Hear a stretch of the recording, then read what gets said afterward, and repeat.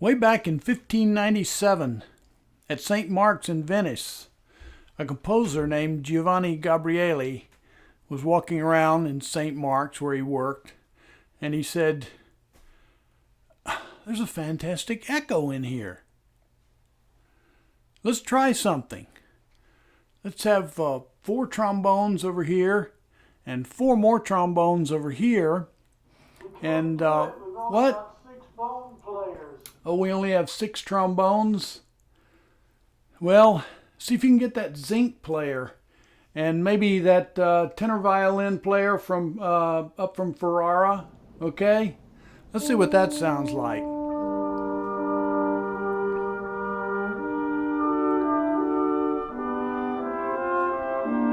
This turned out to be what many agree was the beginning of orchestration.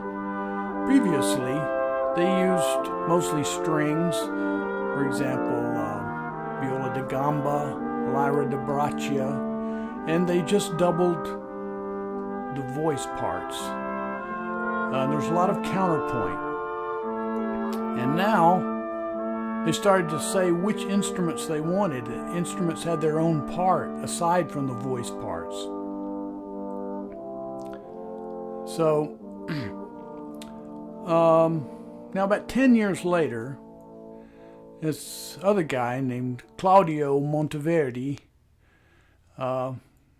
he was totally Cinquecento, stile moderno, you know. He was working just a few miles away at Mantua.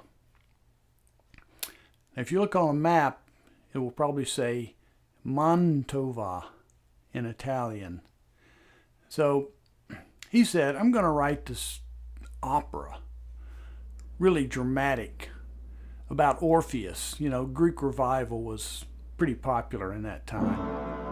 "I'm going to use a lot of instruments, and my boss, Francesco Gonzaga, is going to pay for it. No problem.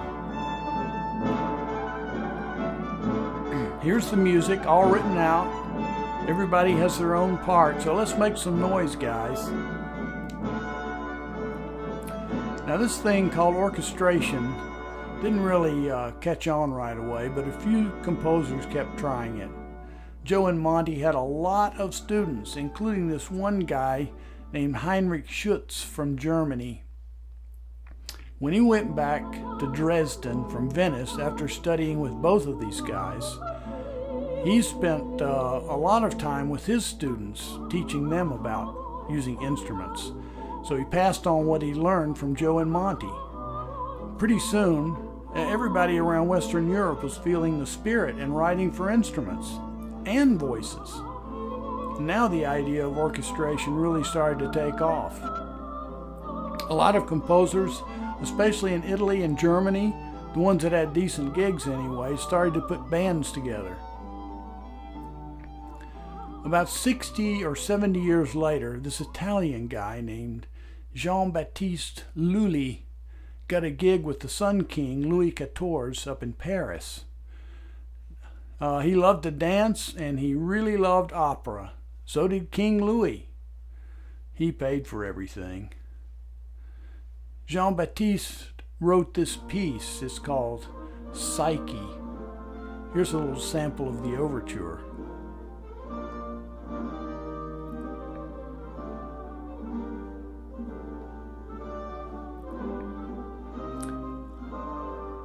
Overtures had just come out along with his ballets. Jean-Baptiste set the world on fire. Parts and scores were written out. They had plenty of copyists. No expense was spared. Look at this score.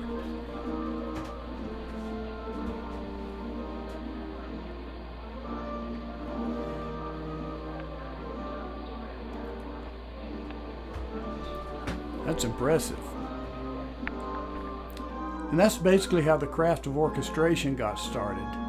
It began in northern Italy in this little area around Venice and Mantua, less than 100 miles apart, and spread south to Florence, Rome, and Naples, then north to Vienna, Paris, and Dresden.